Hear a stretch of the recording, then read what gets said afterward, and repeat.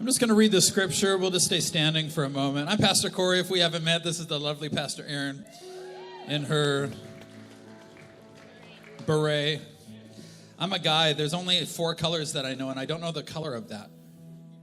Green, blue, greeny balloon, whatever. Okay, don't distract me. Hey, it's Christmas Eve is coming up, you guys. We got 4 services.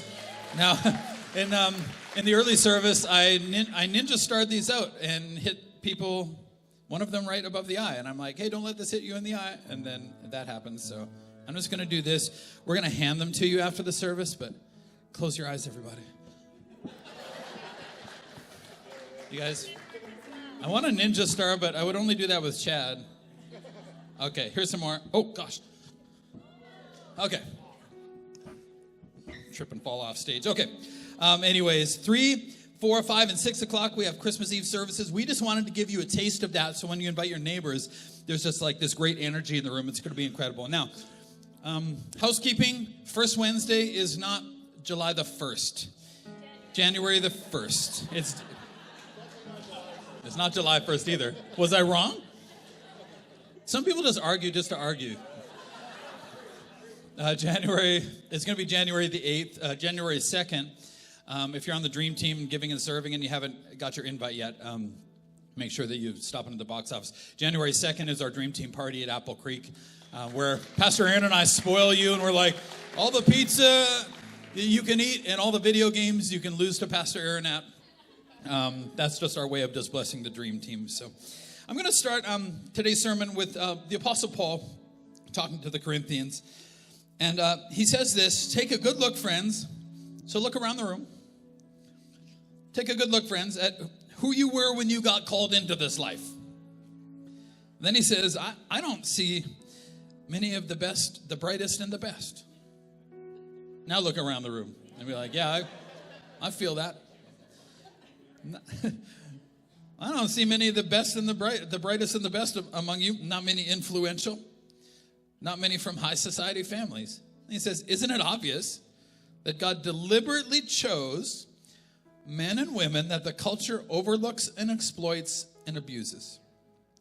Chose these nobodies to expose the hollow pretensions of the somebodies. You're like, why is Paul so mean? It's Christmas. Well, it wasn't Christmas when he wrote this, but he's looking around the room, and Paul's like, I can say this because Paul's like, I was the somebody. I was the guy that got picked first on the religious debate teams. You guys watch The Chosen and watch the Pharisees argue about stuff. He's like, I was the first one picked to those teams. I was the best. I was the brightest. I was born a Roman citizen, which you would have to pay enormous amount of money if you could even get it, and you probably can't. I was born in this status, in this ranking. I was sent to the best schools. I was the best guy in Israel, and I had to go and become a nobody. In fact, he was a somebody right until he was going to Damascus, and the Lord Jesus struck him off of his horse that he was probably riding, struck him down, made him blind, and then he had to go and get this nobody named Ananias to pray for him that he could get his sight back. And in that moment, he started to realize, I have not been seeing the world as Jesus sees the world. And he's looking around the room and he's like, isn't it funny who God picked? So touch your neighbor and say, you're a nobody. All right, you can have a seat. My mom and dad are back from Cuba. We have missed them. They've been gone for like a year or whatever. For me, like a month feels like a year, but they've been gone forever. Also, we're going to announce, our hosts are going to announce just a little bit of our Christmas giving to you after. So because of you and your generosity, the Cuban church actually had a Christmas. They wouldn't even have had a Christmas without you. So I want to say a huge thank you. Mom and Dad were just there helping some churches there and going on a bit of vacation and a bit of work. And so that's going to be awesome. But I got a traumatic text chain from my mom on Monday. I posted it on social media. Now, Mondays are my days off, so I just spend all day like depressed about what I could have preached instead of what I actually preached. And I normally like to reserve it for being depressed. So I got this. My mom sends me this message. You'll love this. We were in the villa lobby waiting to go to church when a young drunk guy gets in my face. I kind of joked with him, and he turned away right into your dad, who popped him one in the chest. Now, have you guys met Pastor Richard? Like, they're retired now. We call them pastors out of respect. Their ministry actually gave us the foundation to start this over 7 years ago. And that Pastor Richard popped this guy in the chest. I'm like, he punched him? And she goes, yeah, in his chest. And he was letting him know not to bug his wife. And I think it's really sweet. And I'm like, what's happening? Like, what? My dad?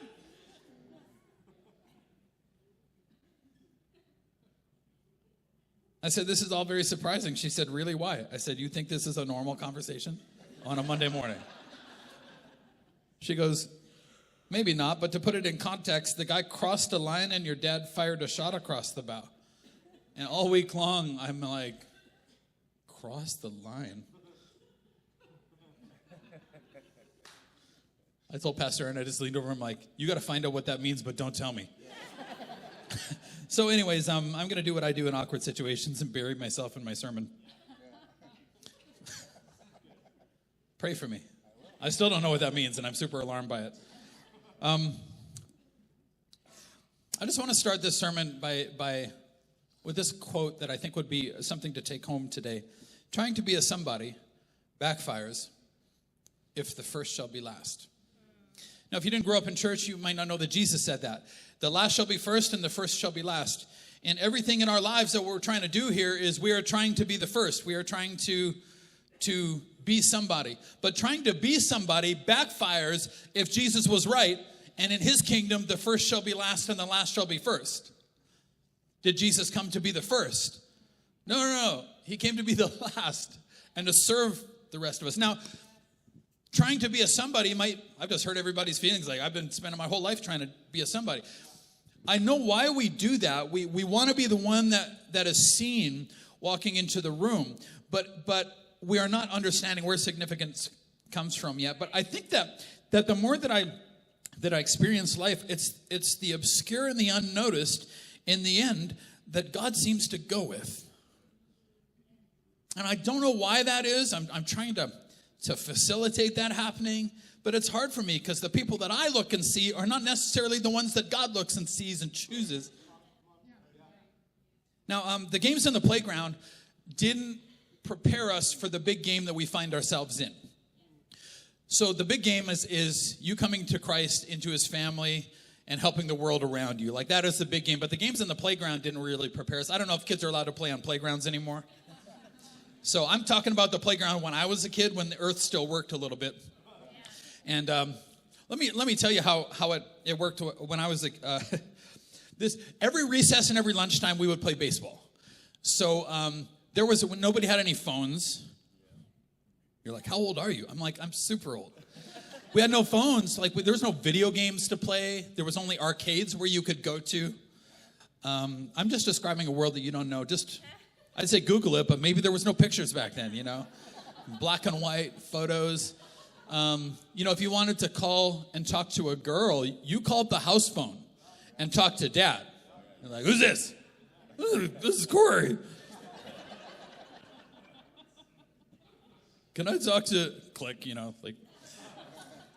And luckily my dad taught me how to play baseball. In fact, when I was born, he was so excited that he had a boy that he, not that girls don't play baseball, I don't know where that came from, but he was just excited that I was born, and so he went and got a ball and a bat and put it in the crib.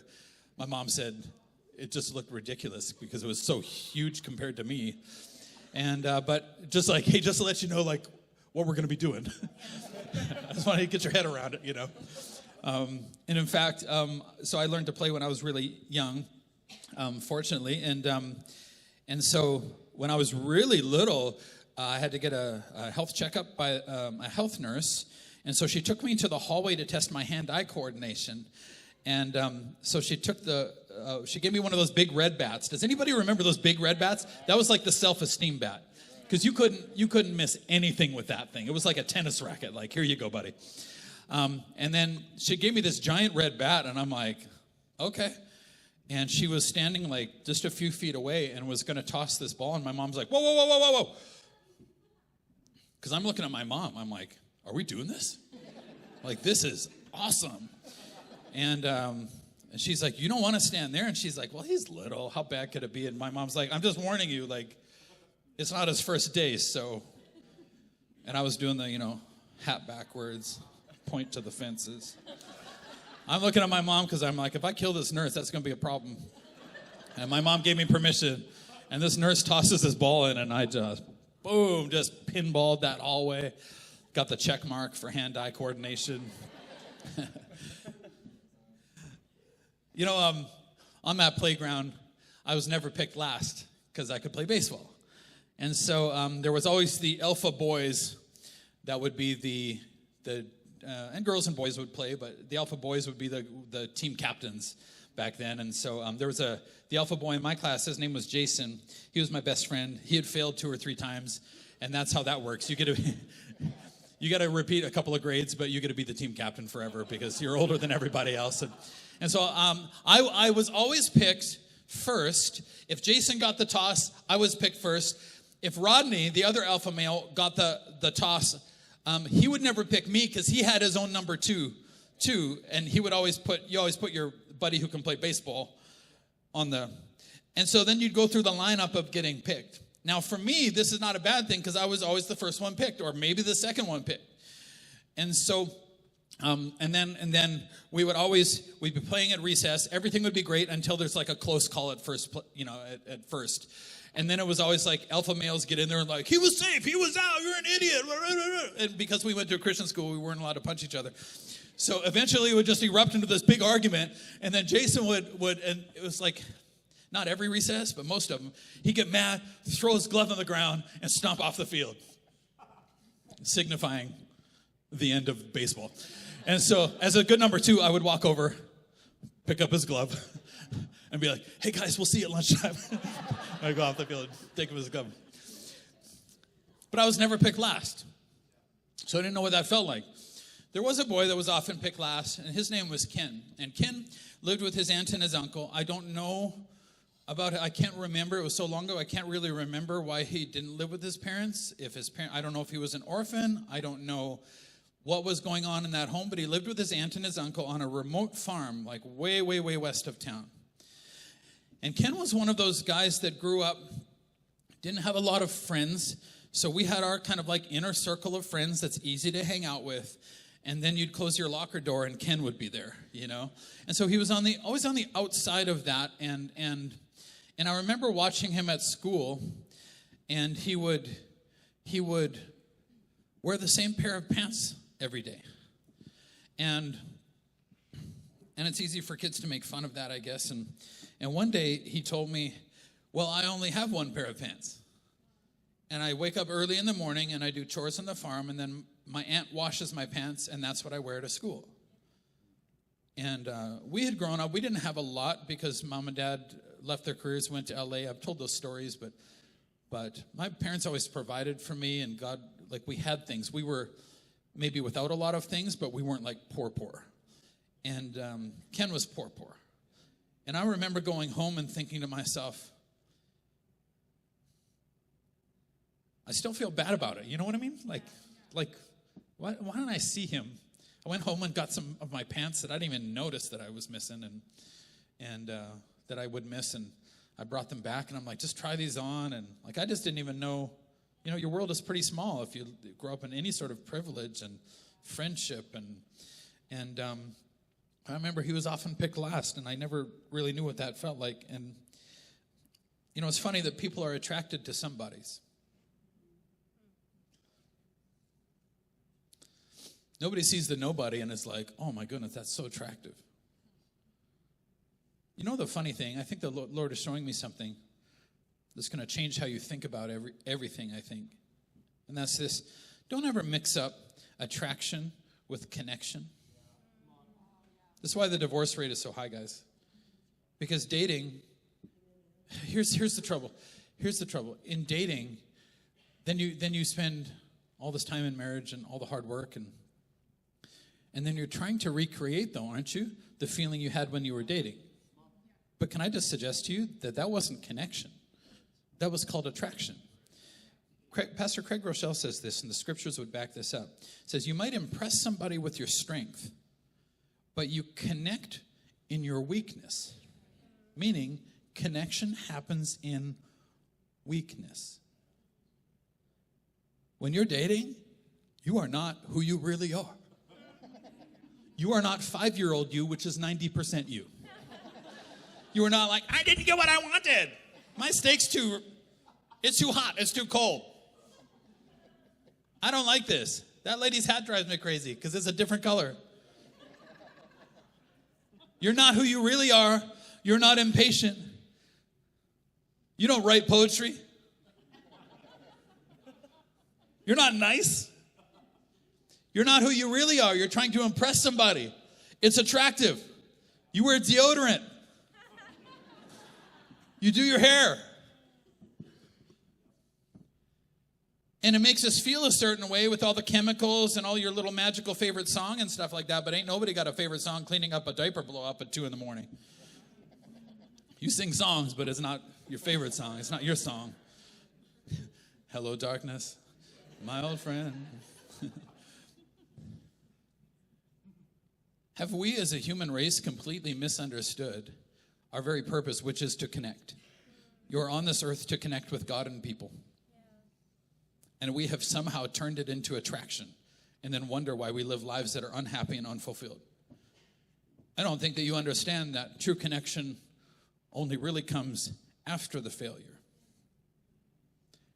after the sin, after the mistakes, after being your worst you and they're still with you, and Jesus' forgiveness and love and compassion and patience and more patience and kindness and drawing. If we're looking for connection and strength, we have totally missed the boat. Of course you felt connected back then. You didn't have a job. You spent all your time hanging out in cat cafes. I recently learned that that's a thing. That they serve coffee and throw a bunch of cats in a room and call it a cafe. And you can go there and hang out with a bunch of cats.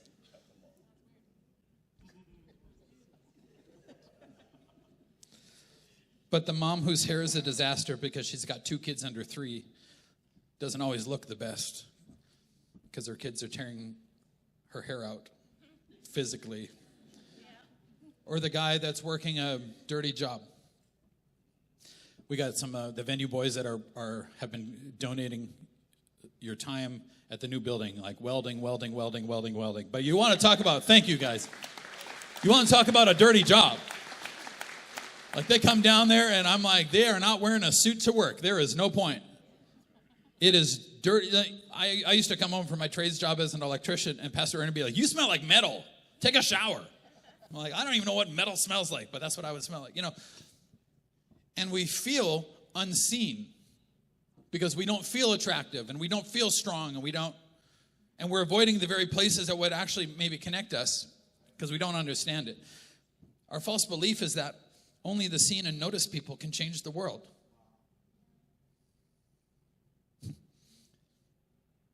I never want a person to walk into this building and feel unseen. You may have been unseen your entire life. I'm going to just challenge you. I don't think you can walk into a service without feeling too seen. I want it to be awkward. I want our church to be so friendly that I want you to walk into the danger of being hugged by a stranger. Like, I got hugged at church today, man. I was not expecting that. I need my personal space. I'm like, I would rather you freaked out by too much care and compassion and love and acceptance than ever walking in and out of here and feeling like nobody saw you. Out there, maybe, but not in here. But at some point, you've been overlooked. At some point, you've been unseen. I didn't even think, it's funny that I'm doing what I'm doing now, because, I was late 30s before I had the thought for the first time, maybe I could be a church leader. I don't know why that was. I was always like a leadership type, like the person that you make responsible. And I was running crews when I was 15 of 10 or 12 boys at work. You're like, you worked when you were 15? I'm like, it's when the world worked, everybody. People had jobs that paid for food, and I would work in the evenings and weekends, and I always had money and always had jobs. And I would run little crews, and I'm like, my entire work career was kind of a leadership one, but I never thought of myself in the church world as somebody who like, hey, well, maybe I could do something like that. And I think it's funny that God is using me to do this, but I felt unnoticed for a long time. I didn't even think that it was a possibility for my life. And I think part of the problem is that you grow up with people around you that you think are much more attractive than you are, right? So I grew up with 3 people in my life from childhood, kind of like when I was a kid onward, who were like way more talented than I was, like better at everything than I was. I thought I would just follow them wherever they went and help them build whatever God wanted them to build, because they could have done it. Like, they were amazing. And over time, I was just faithful. I never saw myself as special. And I just kept saying yes, and I was just maybe more faithful, and I didn't think of myself highly because I didn't think anybody else was really thinking of me in that way as well. And then God called me to build this church. I mean, the funny thing is, I don't think I could get a job here if I didn't start it. So God's sense of humor, like, we need a real pastor. I'm like, this is what you got. But it's funny. I just think it's funny that God uses me in the way that he uses me. Not that this is God's call in your life. Your life call is very important, and it's unique to you. But you might not even be working where God has called you to be working yet, or even thinking of yourself in that way. I wasn't. And you would think of anybody who would know that. I just didn't know that about myself, Today's sermon is a study of opposites. I'm going to be talking in the Christmas story from the most important man on the planet to the least important man, and which one God actually picked to change the world. Luke chapter 2, it says, at that time the Roman Emperor Augustus decreed that a census should be taken throughout the Roman Empire. So the Roman Empire is stretching far and wide, and this is Augustus Caesar. This is actually Octavian, if you're fancy. And he was a relative of Caesar's, but Caesar adopted him as his heir and his son. So this guy kind of comes into privilege, but just to sum up what the world looked like at the time. Actually, let me read this in speaking of Rome and Italy, from all, which was controlling Israel too. So this is all like a trickle effect. Durant says, the lusty peninsula was worn out with 20 years of civil war. So this is what Augustus is coming into. Its farms have been neglected. Its towns have been sacked or besieged. Much of its wealth had been stolen or destroyed. Administration and protection have broken down. Roberts made every street unsafe at night. Highwaymen roamed the roads, kidnapped travelers, and sold them into slavery. Trade diminished, investments stood still, interest rates soared, and property values fell. Morals, which had been loosened by riches and luxury, had not been improved by destitution and chaos, for few conditions are more demoralizing than poverty that comes after wealth. Rome was full of men who had lost their economic footing and then their moral stability, soldiers who had tasted adventure and had learned to kill, citizens who had seen their savings consumed in the taxes and inflation of war and waited for some returning tide to lift them back to affluence, women dizzy with freedom, multiplying divorces, abortions, and adulteries. So into this scene, Augustus is born, and Augustus actually brought peace. So peace on earth and goodwill to men. Well, Augustus Caesar actually brought peace in 27 BC. If you watch the movies about Rome and the Senate and how they argue with each other, Rome used to be run by law, but he actually turned it into being run by an emperor, which was him. And he was so brilliant administratively, politically, in a military sense. He went to war with Cleopatra and Antony, and with far fewer troops beat 500 ships, 100,000 foot soldiers, and 12,000 horsemen, and beat them soundly. And now what he's done is he's brought, from civil war and all these different factions in Rome, he's actually brought unity, under a heavy hand though, but unity. And he has called for a census. You think it's cute that Joseph and Mary had Jesus in Bethlehem. He called a census so that he could tax everybody more. That's why you counted the people and knew where they were from. So like, hey, you're not paying enough taxes. We need to get you over. So he calls for a census. Also, the word Augustus, this is super interesting, was a divine word that previous to this point had only ever been applied to the gods. and Augustus Caesar is what the title that he takes up. So now he takes a religious mantle. Now he's like, I am divinely appointed by God. Maybe I am God, and I'm the best military, economically, administrative, politically. Like, I am the guy. This is the most important man on the planet. All returned to their ancestral towns to register for the census, and because Joseph was a descendant of King David, he had to go to Bethlehem in Judea. He got to go. No, he had to go. Yeah. David's ancient home, he traveled there from the village of Nazareth in Galilee. So this is like Nazareth was like a nowhere, and Bethlehem was another nowhere with 80 miles in between. So 80 miles for you isn't that big a deal. I get sleepy driving 80 miles. This is 80 miles. When he doesn't want to go, he's got to take all his vacation money to afford it. And he's got to go. And he has a wife who's not just pregnant, she's real pregnant. Now, 80 miles by foot or by donkey is a horrible journey for both of them. Now, I've never been pregnant before because I still know how Earth works. But y'all ladies, like, I can't even imagine what that's like for you. But I do know what it's being a guy, and I know that we're going to hear about it, and it's going to be a miserable trip for everybody. 80 miles, we're using all of our money to go and do this thing. We're forced to do this. This is not where we want to go. Mary didn't actually have to go because Joseph had to for his family lineage, but Mary, he still took her because the possible scandal that she would face in Nazareth for her being pregnant before being married, that scandal, he's like, you know what, just for your own safety, I think that I need to bring you with me. So she's coming without her family.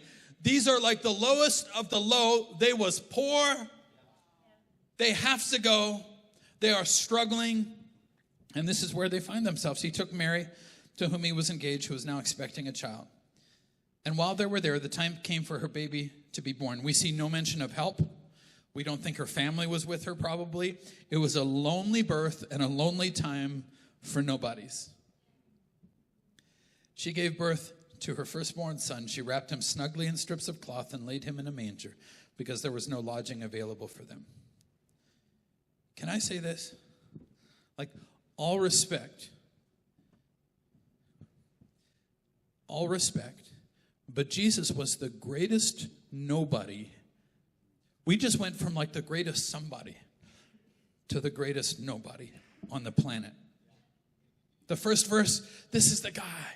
Everybody's looking at this guy. This is nobody, unnoticed. From the highest position in the universe to the lowest. A baby. The Son of the living God can't even protect himself from the animals in the stable. I don't think we're thinking about the world right. Because there was no room for him here. Everybody in the world overlooked him, except for his mom and dad. The least important little man on earth. Now, I don't know, maybe you grew up poor, but I don't know anybody who puts a newborn baby in a food trough for animals. That's how poor they were. The Son of the living God in a trough that animals eat out of. On to more nobodies. That night there were shepherds staying in the fields nearby, guarding their flocks of sheep. Now these guys had no social status. This was not a job that you like grow up and think like, oh man, I hope to be a shepherd. So I don't know what this means to you, because I'm not trying to make fun of anybody's job, but it's the people that you think you're better than.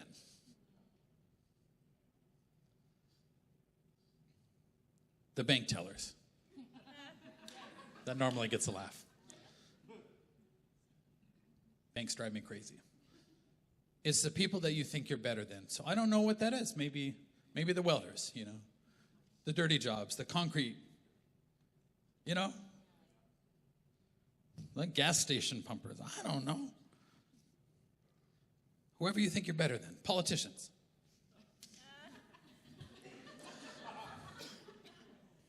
Just whoever you think you're better than. Whoever you think. These people don't dress up and go to work. These people are there. They're working when nobody else is working. There's no point in showering because they're hanging out with a bunch of sheep and hanging out with a bunch of dudes. Like, there's just No point.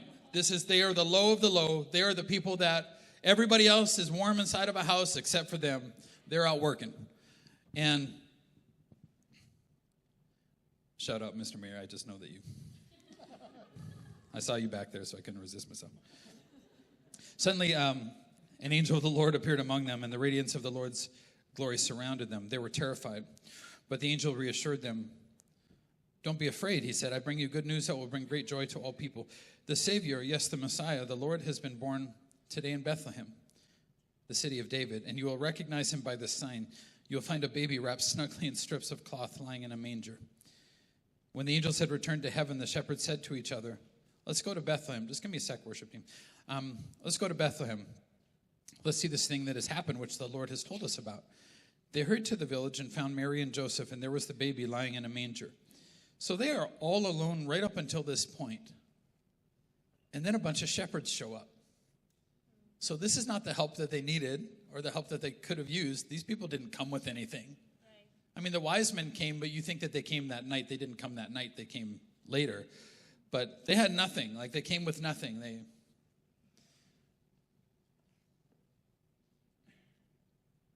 After seeing him, the shepherds told everyone what had happened and what the angel had said to them about this child. All who heard the shepherd's story were astonished. I just wanted to end right there. I had more, but I just wanted to end right there. All who heard the shepherd's story were astonished. And I got thinking to myself, like, why were they astonished? Well, the whole story is like astonishing, like it's shocking. It's like, why?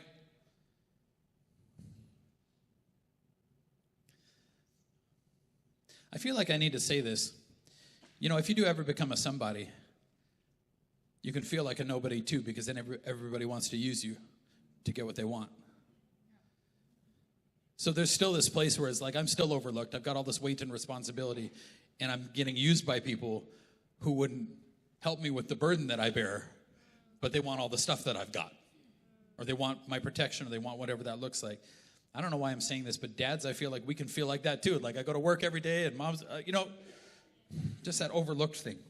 But it's like all who heard the shepherd's story were astonished. And I'm thinking to myself, you know what I think was astonishing them? I think the Lord maybe showed me this. Like, not just that the story is shocking of like the Son of God born and like put here, like, what if this makes sense? But the astonishing part is like, why did the angel come and talk to you? Right. You're just nobody. Why don't you talk to me? I'm somebody. I've been working my whole life. I'm educated. Why didn't the angel come to me? Why would they come to you? I've worked myself up from your social status. Why wouldn't the angel come to me? Then I got thinking about it. You know what? Maybe if he did come to you, maybe you wouldn't leave your social status and your comfort that night to go and tell anybody else about it. Maybe it's harder to leave when you've got stuff. Maybe it's harder to let go. Maybe when you think you're somebody, it's harder to talk to nobodies. I'm like, they left because they're like, well, I guess God will take care of the sheep, or the angels will, but we've got some good news and we've got nothing to lose. And that rhymes. Yes. It's so hard it's so hard to see people. You know, I think about Ken, and I think about a child with learning disabilities, and it's so easy. They make noises at the wrong. We've got a neighbor girl who is like an adult age, I think, and just you walk by and the noises that are made are just not normal noises. And it's so easy just to walk by and not notice because it's uncomfortable and you see the world differently. You don't understand what's going on in them, and it's easier not to.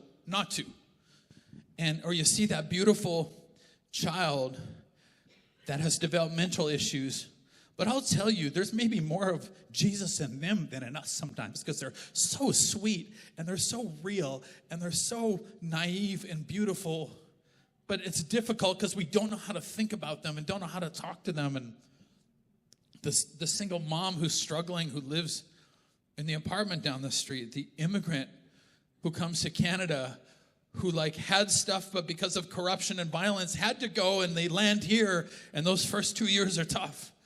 And they went from being a somebody to being a nobody here and working jobs that they are far more qualified, but they have to work and put food on the table. And you are blessing one of those families this Christmas, by the way.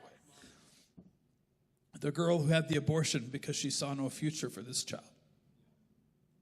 We sit on the inside of church and judge the person, but they saw no way out, and here they are, the marginalized, the addicted man, the middle child in our home,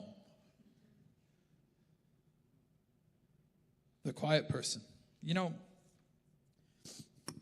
I didn't ask Pastor Aaron's permission to share this, but I sort of got it because I preached one service already. And I was going to put this earlier, and I'm like, you know why she sees you? You know why you can't walk into a room and she doesn't see you? Now, please don't put on her the burden of, like, having to know everything about your life. She knows a lot of people she loves. But when she's with you, there's something about, like, you feel seen, right? And I'm like, who better to do that? It's like God has this anointing on her life of she sees people. And I thought, you know what? I know where that comes from, actually, because she was the quiet one. Growing up on the farm, lonely, unnoticed, unnoticeable, maybe. Her best friends were animals. She had a special relationship with her dad, but they lived out kind of in the middle of nowhere. You know, when you're working with your dad on the farm, this is her life. And she still loves animals. If she's at your house, by the way, it's not to see you, it's because you have a dog. So she's there to see your dog. You just happen to be there. She likes you too, but she really likes your dog. And then her parents get divorced. And she loses the farm and loses her dad. And unseen in this loneliness, you know, then she goes to a Christian camp. And her counselor introduces her to Jesus, who in the whole time of her brokenness and loneliness was actually there, unnoticed by her. Arms open, ready to pour love and compassion and belonging, faithfulness, all of the things that Father does. And until she saw Jesus, she didn't know that he was actually there the whole time until one person invited her into this relationship that they had of, like, don't you see, this is Jesus. Who better to reach the human race than the one who was ignored the most? The one we lived our entire lives unto the great I am, the Prince of Heaven. And we lived our entire lives not noticing, ignoring, not caring, marginalizing him, pushing him to the outside of our life and our purpose, not caring about, not loving. And the whole time he was rejected by man, the man of sorrows, acquainted with grief, the whole time he is reaching back saying, I'm still here. And then we have the nerve to feel unseen and unnoticed when he has noticed us the whole time. I think that the people who grew up feeling the most unnoticed are the people that God loves to use the most, because he's like, you get me better than everybody else. You get me, and you're going to give my kind of love to people, and you're never going to let somebody walk past you unnoticed again. Worship team, you should be up here already.